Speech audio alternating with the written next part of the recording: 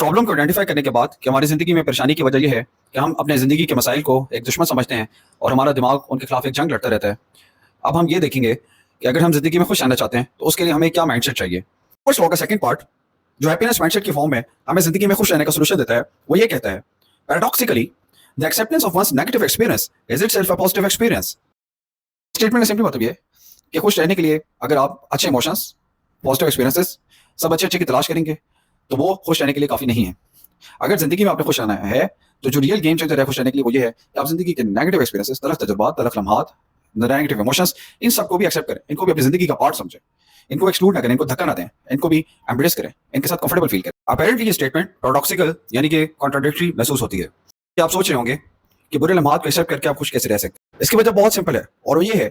कि जब हम हैप्पीनेस माइंडसेट स्टेट में होते हैं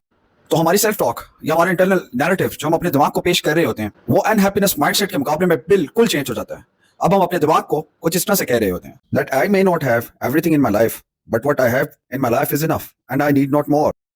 यानी कि मेरे पास जिंदगी में हो सकता है बहुत कुछ ना हो, लेकिन मेरे पास जो कुछ है वो मेरे लिए काफी है और मुझे मजीद की तलाश नहीं है। इसको ऐसे भी कह सकते हैं that I am accepting the negative experiences of my life, यानी कि मैं जिंदगी के तलख तजुर्बात को एक्सेप्ट कर रहा हूँ और ये एक्सेप्टेंस आपको खुशी की तरफ कैसे ले जाती है, आइए इसको देखते हैं। जब आप इस माइंडसेट में आते हैं तो अब आप अपने आप से ये कह रहे होते हैं कि मेरी जिंदगी परफेक्ट नहीं है, माय लाइफ इज इम्परफेक्ट, मेरे पास मसाइल भी हैं जिनका मैं हल चाहता हूँ, मेरे पास ख्वाहिशात भी हैं जिनको मैं पूरा करना चाहता हूँ, लेकिन मैं अपनी इस इम्परफेक्ट जिंदगी को एज इट इज एक्सेप्ट कर रहा हूँ। मैं इसमें कुछ ऐड नहीं करना चाहता, मैं इसमें से कुछ डिलीट नहीं करना चाहता, मैं पूरे का पूरा पैकेज जिसमें खुशी के लम्हात भी हैं और जिंदगी के बुरे लम्हात भी हैं उसको एज इट इज एक्सेप्ट कर रहा हूँ। मेरा पेट फुल है, मेरा ग्लास फुल है, मैं किसी चीज की तलाश में नहीं हूँ जो मुझे इत्मीनान दे,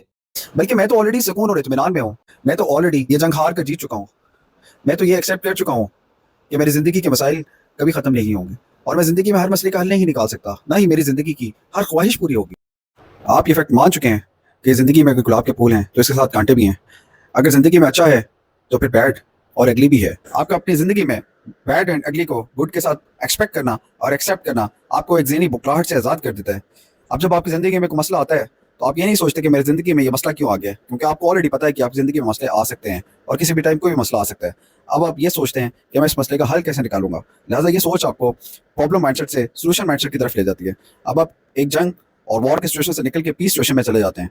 अब आप अपनी लाइफ से जो इम्परफेक्ट मोमेंट को खत्म करना चाहते थे, जो कि आपके जहन में परेशानी का बायस बन रहे थे, आप इस चीज के स्ट्रगल को छोड़ देते हैं, क्योंकि अब आपके जहन में परफेक्शन की डेफिनेशन ऑल टुगेदर चेंज हो जाती है। अब आप परफेक्ट लाइफ इसको नहीं कहेंगे जिसमें जिंदगी में हर चीज आपकी ख्वाहिशात के एन मुताबिक हो रही हो, बल्कि आप परफेक्ट लाइफ इस चीज को कहेंगे, इस एक्सेप्टेंस माइंडसेट को कहेंगे जिसमें आप ये एक्सेप्ट कर लें कि आपकी जिंदगी में हमेशा कुछ ना कुछ नेगेटिव जरूर रहेगा और वो कभी खत्म नहीं हो सकता, लेकिन आप उसको बेहतर से बेहतर करने की कोशिश करते रहेंगे। इसी बात को एंटोइन डी सेंट ने अपनी one of the most acclaimed novels Airman's Odyssey में इस तरीके से डिस्क्राइब किया है, perfection is achieved not when there is nothing more to add but when there is nothing left to take away. यानी कि जिंदगी में परफेक्ट लाइफ वो नहीं है, आपकी परफेक्ट लाइफ वो नहीं है जिसमें आप कुछ ऐड या सब्ट्रैक्ट करना चाह रहे हो, बल्कि परफेक्ट लाइफ वो है जिसमें आप हर चीज को एज इट इज एक्सेप्ट कर रहे हो और आप ये कह रहे हो कि what I have is enough. यही वो माइंडसेट है जो आपको कंटेंटमेंट और ज़हनी सुकून अता करता है और यही वो कंटेंटमेंट है जो आपको इवेंचुअली खुशी की तरफ ले जाती है।